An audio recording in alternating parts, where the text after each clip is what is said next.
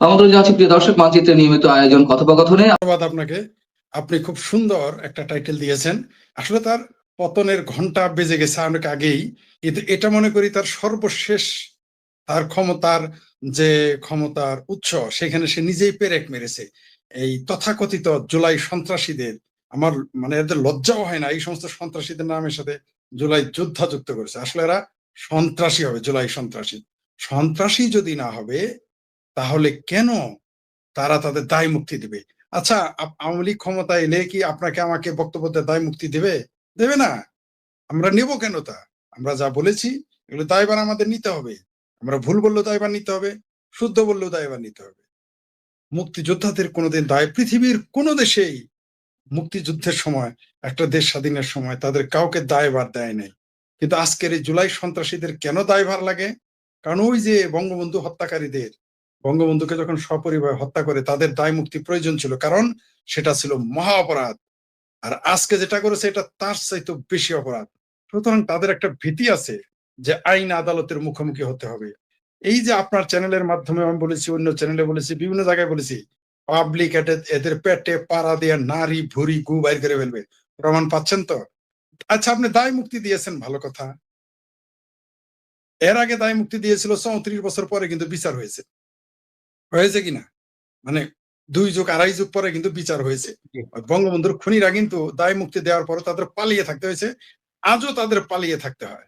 এই যে ইউনূসের বট বাহিনী, জামাত বাহিনী, পাকিস্তান বাহিনী ক্ষমতায় থাকার পরেও, পাকিস্তানের দোসরেরা ক্ষমতায় থাকার পরেও সেই বঙ্গবন্ধুর খুনি যারা লুকিয়ে আছে তারা কিন্তু লুকিয়েই থাকে এখনো, এখনো কিন্তু বের হইতে পারে না।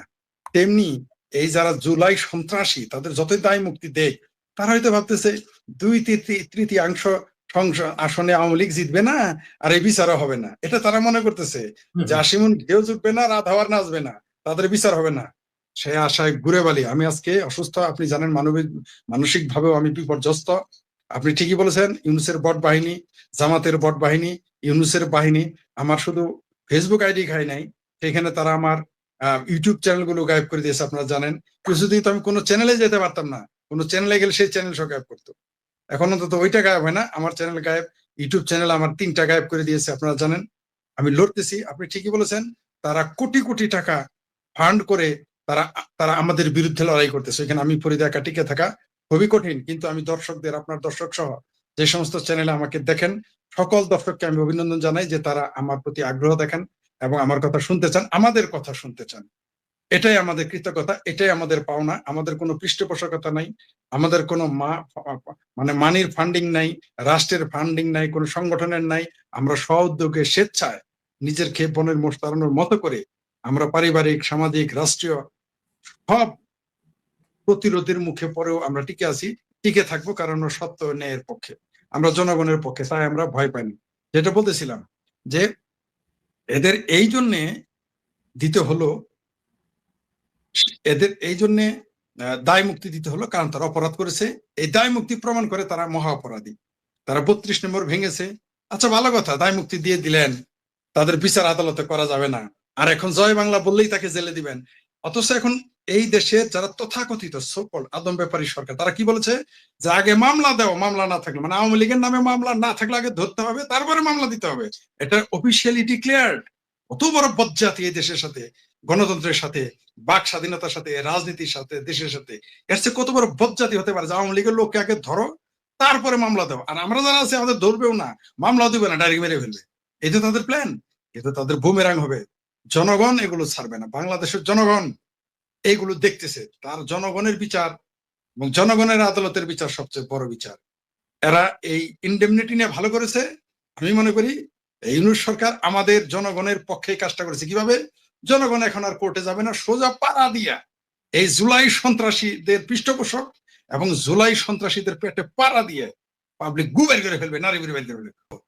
গেল না, এটা তার শেষ পেরেক, আর কিছুই করতে হবে না। ডক্টর ইউনূস যা করছে এ পর্যন্ত এটাই শেষ। এরপরে দেখবেন মানুষ প্রতিরোধ করবে। এদের ন্যূনতম হায়া নাই, লজ্জা নাই, এদের ন্যূনতম এদের ন্যূনতম এদের বোধ নাই। এরা এত অসভ্য, এতই তো এত এত ডেসপারেট, এত মূর্খ যে এরা দায় মুক্তি নিয়ে সারা বাংলাদেশের মানুষকে বুঝিয়ে দিল তারা অপরাধ করেছে।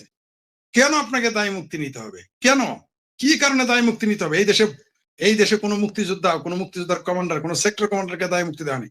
পৃথিবীতে কোনোদিনই দায় মুক্তি দেওয়া হয় না এরকম কাজে। কিন্তু কেন দিয়েছে? কারণ এগুলো অপরাধ। বাংলাদেশে 3টা বার দায় মুক্তি দেওয়া হলো। এক, বঙ্গবন্ধু হত্যাকারীদের দায় মুক্তি দেওয়া হয়েছিল। আরেকটা বাংলাদেশে দায় মুক্তি দেওয়া হয়েছিল, এটা দুঃখজনক আওয়ামী লীগের আমলে, সেটা হলো বিদ্যুতের বিদ্যুৎ মন্ত্রণালয়, জ্বালানি মন্ত্রণালয়কে দায় মুক্তি দেওয়া হয়েছিল। আর এখন মুক্তি দেওয়া হলো এই সন্ত্রাসী, জুলাই যোদ্ধা, সন্ত্রাসী যোদ্ধা নাম দেওয়ার মুক্তিযোদ্ধা না, সারা পৃথিবীর মুক্তিকামী মানুষের প্রতি তারা অশ্রদ্ধা জানিয়েছে এই বদমাইশ গুলো। এরা যদি এত বুকে সাহস থাকতো তাহলে কেন ইন্ডেমনিটি দিতে হবে? ইন্ডেমনিটি দিয়ে কোনোদিনই রক্ষা পায় নাই, ইন্ডেমনিটি দিয়ে কোনোদিনই রক্ষা পাওয়া যায় না। তার প্রমাণ ওই মেথড ডালিম, ওরফে মেজর ডালিম বলেন আর মেথড ডালিম, সে কিন্তু মাঠে বের হতে পারে না। তাকে বলেন বাংলাদেশে আসতে, তাকে তখন কেউ কিছু করবে না। আসেন, তারই সরকার তো ক্ষমতায়।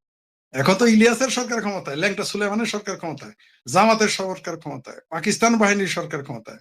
আসে না কেন মেজর ডালিম? মেজর ডালিম তো দূরের কথা, ইলিয়াস কেন দেশে আসে না? সে তো বাংলাদেশে ব্যাপক জনপ্রিয়, তাদের ফলোয়ার মিলিয়নস অফ ফলোয়ার। আমাদের তো মাত্র 1 লাখই পূর্ণ হয় নাই। তারপর আমরা দেশে যাওয়ার জন্য উদ্গ্রীব, আমরা যেতে চাই, কিন্তু আমাদের যেতে দেওয়া হয় না। আমাদের আত্মগোপনে থাকতে হয় দেশের ভিতরেই, আমাদের বেরোতে তারা আসে না কেন? ইলিয়াসে তো 1 মিলিয়নের উপরে ফলোয়ার, ল্যাংটা সুলেমান পিনাকির তো মিলিয়নস অফ ফলোয়ার। আসে না কেন? আপনারও মিলিয়ন নাই, আমারও মিলিয়ন নাই, মিলিয়ন তো দূরের কথা, আমাদের 1 লাখ নাই। আসতে বললেন তাদের দেশে, কেন আসে না? কারণ তারা নিজেরাও অপরাধী। ডক্টর ইউনূস কেন নির্বাচনে তালবাহানা করে? কারণ হচ্ছে যে নির্বাচনটা হয়ে গেলেই সে যারা নির্বাচিত হবে তারাও তাকে আটকে দিতে পারে। কারণ চোরের মন পুলিশ পুলিশ, চোরের মন পুলিশ পুলিশ বলেই আজকে আসলে আমি মানসিকভাবে, আপনি জানেন যে আমি মানসিকভাবে, পারিবারিকভাবে বিপর্যস্ত নইলে অনেক কথাই বলার ছিল আমার। আসলে এরা যে কাজ, এদের পাপের 16 কলা পূর্ণ হয়ে গেছে। আপনি নিশ্চিত থাকেন, এরা ভালো করেছে। আমি তাদের ধন্যবাদ জানাই। মিস্টার ইউনূস, মিস্টার আদম ব্যাপারী ইউনূস, মিস্টার আসিফ সার, মিস্টার রোজ রহমান, রেজওয়ানা খাতুন, তারপর ফরিদা আক্তার, আপনাদেরকে ধন্যবাদ। তারপরে যে আরেকটা আছে না, টাকলা জাহাঙ্গীর, হ্যাঁ টাকলা জাহাঙ্গীর রিটায়ার্ড স্বরাষ্ট্র উপদেষ্টা হয়েছে, তাকেও ধন্যবাদ। সবাইকে ধন্যবাদ। ব্রিগেডিয়ার সাহেব আপনাদেরকে ধন্যবাদ। কারণ আপনি ইন্ডেমনিটি দিয়ে আপনি আদালতে যাওয়ার পথ আমাদের বন্ধ করে দিয়েছেন। কিন্তু জনতার আদালতে যেতে তো পথ আমাদের বন্ধ হয় নাই। আমরা জনতার আদালতে গিয়ে এই জুলাই সন্ত্রাসীদের বিচার করব। আমরা জনতার আদালতে গিয়ে জনতার আদালতের কাছে আমরা বিচার দিব। ডক্টর এই আদম ব্যাপারী ইউনূস, একে এখন ডক্টরেটার বলা যায়, আদম ব্যাপারী ইউনূস, সুদখোর মহাজন ইউনূসের বিচার গণ আদালতে হবে। আর গণ আদালতের উপরে কোনো বিচার নাই, জনতার আদালতের উপরে কোনো বিচার পৃথিবীতে নাই। ওই বিচার হলে কোনোদিন ইন্ডেমনিটি লাগে না, কারণ সেটা জনগণের বিচার ভালো করেছে। আমিও চাই যে বাংলাদেশের জনগণ যেন আর আদালতে না যায়, সোজা পেটে পাড়া দিয়া এই সমস্ত জুলাই সন্ত্রাসী এবং তাদের পৃষ্ঠপোষকদের পেটে পাড়া দিয়ে গুবাইর করবে, সেই দিনটি দেখার অপেক্ষায় রইলাম। গত 18 মাসে এই সরকারের সফলতা আপনারা এখনো খুঁজে পান নাই, আমি একটা পাইছি, আমিও পাইনি। হারিকেন লাগায় হেজাক দিয়ে সফলতা খুঁজে পাওয়া যায় না। 1000 পাওয়ারের লাইট, ওই সমুদ্রে যে লাইট দেয় না, হাজার হাজার, আমি বুঝি না তাদের বাটখারা কি, সেই সমুদ্রের যে লাইট, ওই লাইট দিয়ে আপনি খুঁজে পাবেন না সফলতা। কিন্তু খোলা চোখে আমরা একটা সফলতা পেয়ে গেছি গত 96 ঘন্টার মধ্যে। সেটা হচ্ছে আপনি দ্বিতীয় হাঙ্গা করতে পারবেন, বৈরুনতি লাগবে না। এটাই হলো সফলতা। এই একটাই তাদের কাজ করেছে, তারা 1 ফুট রেলপথ বাড়ায়নি, তারা 1 ফুট স্থলপথ বাড়ায়নি, তারা 1 ফুট পানিপথ বাড়ায়নি, তারা 1 ফুট কালভার্ট বানায়নি, তারা বাংলাদেশের কোনো উন্নয়ন কাজ করেনি, তারা কোনো একটা 1 ফুট ফ্লাইওভার বানায়নি। কিন্তু তারা একটা কাজ করেছে, আপনি দ্বিতীয় হাঙ্গা করতে পারবেন, কোনোই লাগবে না। ওই যে আমার রুগী, আপনি বিশ্বাস করেন, রুগী কিন্তু কাঁদতেছিল, এই কথাটা শুনে হাসতেছে এখন। এই আমার রুগীর এই 24 ঘন্টায় একটু হাসলো, তাও বুকে ধরে হাসতেছে, মানে কান্না হাসি তার একসাথে। তো দ্বিতীয় বিবাহ আপনি হাঙ্গা করতে হবে, কারণ দ্বিতীয় বিবাহ তোর বিয়ে না, ওটা হাঙ্গা। আমাদের জামালপুরের ভাষা, আপনাদের ভাষা কি বলে জানি না, আমাদের ওখানে দ্বিতীয় বিবাহ যে করে তাকে হাঙ্গা বলে। তো হাঙ্গা করতে পারবে, ডক্টর ইউনূস এই উপকারটা করে দিয়েছে। এখন ওই ওই খালি রিয়াজদের আর কাউকে প্যাট বানাতে গিয়ে তাকে অ্যাবর্শন করাতে হবে না, তাকে গুম করতে হবে না, তাকে জেলে দিতে হবে না। এখন সে চাইলে স্ত্রীর অনুমতি ছাড়াই হাঙ্গা বিয়ে করতে পারবে।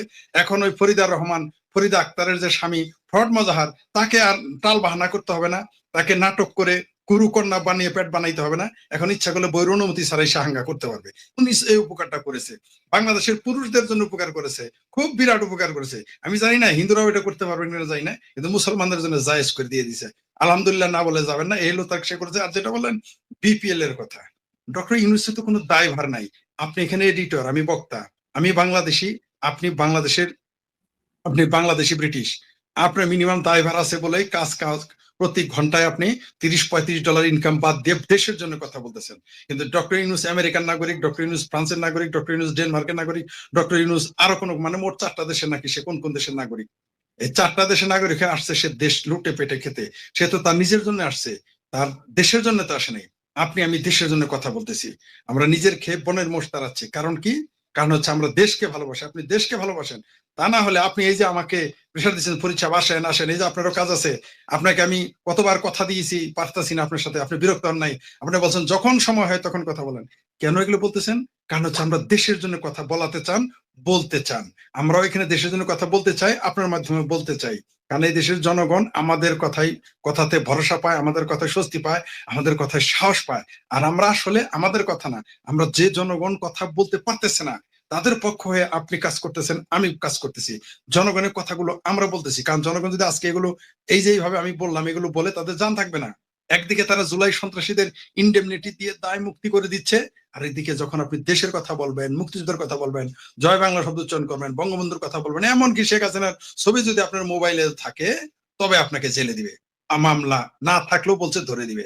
তো এই যে এই মুহূর্তে এত কোনো দায় নাই, এত কোনো রিপ্রেজেন্টেটিভ না, সেই দেশের নাগরিকই না, এই দেশে কেউ ভোট দেয় নাই তারে। সেই লোকটা এই দেশে বিপিএল চললো না সিপিএল চললো না পিপিএল চললো, এতে তার যায় আসে না। তার দরকার টাকা, তার দরকার সন্ত্রাসের মাধ্যমে ক্ষমতাকে জিয়ে রাখা। এই যে দেখেন বাংলাদেশে যে এই যে খেলাটা নষ্ট হলো, এখন ভাবমূর্তি ক্ষুণ্ণ হয় নাই? কে যেন বলছে যে বাংলাদেশের ভাবমূর্তি ক্ষুণ্ণ করে দিয়েছে ভারত মুস্তাফিজকে না নিয়ে। এখন ভাবমূর্তি ক্ষুণ্ণ হয় নাই বিপিএল বন্ধ হাতে? এখন ক্ষুণ্ণ হয়েছে কিনা?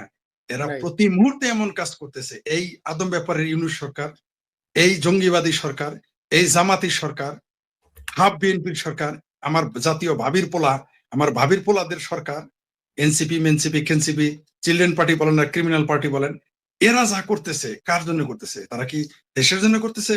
দেশের জন্য করলে তো মব সন্ত্রাস থাকতো না। এরা যদি সত্যি যোদ্ধা হতো, জুলাই যোদ্ধা ধরে নিলাম, আমি কমরেড মঈনুদ্দিন খান আমার শ্রদ্ধেয় ব্যক্তি, আমার আদর্শ, আমার বাংলাদেশে যে সমস্ত মানুষদের আমি আদর্শ মানে বঙ্গবন্ধুর পরে, তাদের মধ্যে একজন হচ্ছেন কমরেড মঈনুদ্দিন খান বাদল, যাকে যা শ্রদ্ধাবোধ রেখে আমি মোষ রেখেছি আপনারা জানেন। সেই কমরেড বাদলের ভাষায় বলি, ধরে নিলাম আপনারা জুলাই যোদ্ধা, তার ভাষায় যদি বলি, কি করেছেন দেশের জন্য? আপনারা যদি জুলাই যোদ্ধা হতেন তাহলে তো এই দেশের মানুষ আপনাদের স্যালুট করতো, শেখ হাসিনার নামই নিত না, আওয়ামী লীগের নামই নিত না। আমরা কথা বললে এখানে আমাদের লাখো মানুষ এসে গালাগালি শুরু করতো, এই দেখ বেটা তোরা বকর বকর করস। এই যে শেখ হাসিনার আমলে মেট্রো রেল হয়েছে, আমরা চ্যাট্রো রেল বানাইছি। শেখ হাসিনার আমলে পদ্মা ব্রিজ হয়েছে, আমরা খদ্দা ব্রিজ বানাইছি। তারা করে দেখাতে পারে নাই। তারা বলতো শেখ হাসিনা বিধবা কার্ড দিয়েছে, আমরা সধবা কার্ড সহ দিয়ে দিলাম। শেখ হাসিনা ছাত্রীদের ইন্টারমিডিয়েট পর্যন্ত ফ্রি করেছে, আমরা ডিগ্রি পর্যন্ত, মাস্টার ডিগ্রি পর্যন্ত মৌকুফ করে দিলাম। শেখ হাসিনা এসে গরিবী 4% কমিয়েছিল, আমরা 8% কমিয়েছি। পেরেছে কি তারা? পারে নাই। তারা এসে বলতো শেখ হাসিনা মঙ্গাদ ধ্বংস করেছে বাংলাদেশ থেকে, রংপুর থেকে, আমরা পুরো বাংলাদেশের বেকারত্ব শেষ করেছি। করতে পেরেছে কি? এগুলো যদি করতে পারতো তাহলে তো আপনি কথা বলতেন না, আমি কথা বলতাম না। আমরা তখন উল্টো বলতাম, এই যে দেখো ঠিক আছে তারা শেখ হাসিনাকে সরিয়েছে কিন্তু আমাদের কিন্তু দেশের ভালো করেছে। করতেছে না। অর্থাৎ তারা মানে ভাত দেওয়ার ভাতার নয় কিল দেওয়ার গোসাই। তো ভাত দেওয়ার ভাতার নয় কিল দেওয়ার গোসাই, এই মানুষের বউ যদি একবার বিট্রে করে, মানে সাধারণ জনগণ বিট্রে করে, ভাতারের অস্তিত্ব কিন্তু থাকবে না। তো এরা ক্রিকেট খেলা বলেন কেন, যারা কবর থেকে মানুষ জ্বালায় দেয়, যারা দিনটা মানুষ জ্বালায় দেয়, আপনি দেখেছেন ভালো করে কিভাবে একজন সংখ্যালঘু দ্বীপচন্দ্র দাসকে জ্বালিয়ে দিয়েছে। তো এদের কোনো দায়ভার আছে নেই। তাই যেহেতু তাদের দায়ভার নাই, তারা যা ইচ্ছা তাই করতে পারবে। তাই বিপিএল বন্ধ হোক আর সিপিএল বন্ধ হোক আর টিপিএল বন্ধ যায় আসে না। এদের শুধু মৌলবীদের দোকান খোলা থাকলেই হবে, এদের শুধু পাকিস্তান পন্থী জামাত পন্থীদের দোকান খোলা থাকলেই হবে। কিন্তু বাংলার জনগণ এগুলো দেখতেছে। শেখ হাসিনাকে ফিরে এসে এগুলোর বিচার করতে হবে না। বাংলাদেশের জনগণ, আমি ফরিদ শুরু থেকেই বলে আসতেছি যে বাংলাদেশের জনগণ এদের পেটে পাড়া দিয়ে গুবাইর করবে। আমি আওয়ামী লীগের নেতাদেরও বলেছি, সারা জীবন আপনারা নেতৃত্ব দিয়েছেন, আওয়ামী লীগ বিএনপির বা অন্য দলের নেতারা ডাক দিয়েছে, জনগণ নেমেছে। খুব শীঘ্রই বাংলাদেশের ইতিহাস নতুন করে লেখা হবে, যে ইতিহাস জনগণ এবার ডাক দিবে, নেতাদের আসতে হবে। সেই সময়টা চলে আসতেছে। এই ইনডেমনিটি, তথাকথিত ইনডেমনিটি দেওয়ার কারণেই কিন্তু বাংলাদেশের জনগণ দেখবেন এদের কি পরিণতিটা করে। আমি যে আপনাদের বলি এদের পেটে পাড়াতে গুবাইর করবে, এখন প্রমাণ পেয়েছেন, যেহেতু আদালতে যেতে দিবেন না, অর্থাৎ আপনার বিরুদ্ধে আমি আদালতে যেতে পারবো না, আপনার বিরুদ্ধে আমি সমাজে বিচার দিতে পারবো না, আপনার বিরুদ্ধে আমি ইন্টারন্যাশনাল কোর্টে যেতে পারবো না, তখন আমি কি করবো? তখন তো অবশ্যই আপনার সাথে আমার সরাসরি সংঘর্ষ হবে। আর আমি যেহেতু ভিকটিম, আমি যখন আমাকে যে ক্ষতি করবে, প্রবঞ্চনা করবে, তার সাথে যখন লাগবে সে পরাজিত হবে। তখন তো বাংলাদেশের নির্যাতিত নিপীড়িত জনগণ কি করবে সেটা তো আপনি কল্পনাও করতে পারবেন না। যেটা ৭১-এ ঘটেছে, আগামীতে তার চেয়ে ভয়ঙ্কর কিছু করতে পারে এবং ঘটবেই, এবং ঘটা উচিত। বাংলাদেশের মানুষ আগামীতে দেখবেন কি বিচার করে দেখতে পারবেন। আমি বলে দিলাম আপনাদের, বাংলাদেশের রাজনীতিবিদেরা যদি মনে করে যে তাদের কথাতে দেশ চলবে না, আগামীতে বাংলাদেশের জনগণের কথায় বাংলাদেশ চলবে।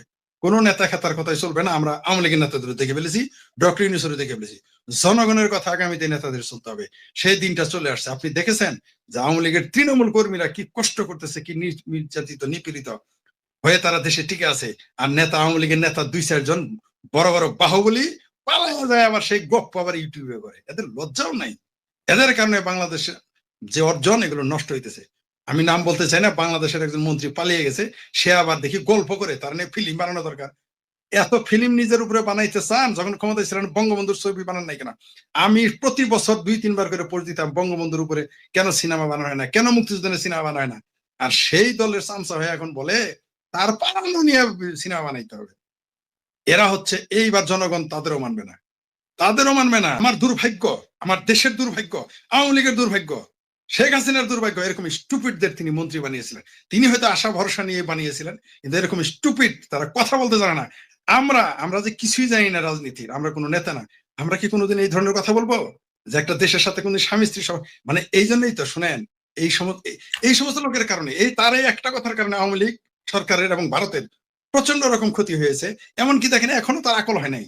শুনেন, এই জন্য বাংলা একটা প্রবাদ আছে, যার হয় না ৯-এ তার হয় না ৯০-এ। প্রবাদ বিজ্ঞান নয়, কিন্তু প্রবাদ জ্ঞান। প্রবাদ আপনি ল্যাবরেটরিতে প্রমাণ করতে পারবেন না, কিন্তু এই যে দেখেন এখানে সেই মন্ত্রীর কথা, আমি তার নামটাও নিতে চাচ্ছি না, এখন মিলে গেছে। সে একবার বললো যে ভারত বাংলাদেশের সম্পর্কে স্বামী স্ত্রী, আর এখন আবার বলতেছে তিনি যে পালিয়ে গিয়েছেন, সেলুনে গিয়েছেন, কোন বাসায় গেছেন, দাড়ি রং করছেন। আর আমরা কি দাড়ি রং করে পালাইছি নাকি? আমি শেখ, আমাকে বলা হয়েছিল, আমাকে বাংলাদেশের একজন উচ্চ পুলিশ কর্মকর্তা বলছিল, শেখ ফরিদ আপনি চুলে কলপ করেন অথবা চুল ছোট করেন, অথবা আমার বলেছিল যে আপনি চুল ছোট করে ফেলেন, চুলে কলপ দেন, আমাকে বলেছিল। আমি বলছি নো, আমি এইভাবেই যাব, আমি এইভাবেই দেশে আমি আমি ক্রস করবো, যা হয় হবে। আমি তো পালাই না। আর এত বড় মন্ত্রী, এত ক্ষমতাবান, এত টাকা, আবার বলে যে তিনি কোনো কি করেন নাই, তিনি কোনো অন্যায় করেননি, তিনি কোনো এইটা করেননি। অন্যায় করলেই মানুষ পালায়। তিনি লুটপাট করেননি, চুরি করেননি। চুরি না করলে মানুষ, চুরি করলেও তো পারে না। বাংলাদেশে বহু আমি কি চুরি করেছি, আমি লুটপাট করেছি, আমি করেছি কেন, আমি আত্মগোপন করেছি কেন? এইগুলো হচ্ছে লেম এক্সকিউজ। এরা কথা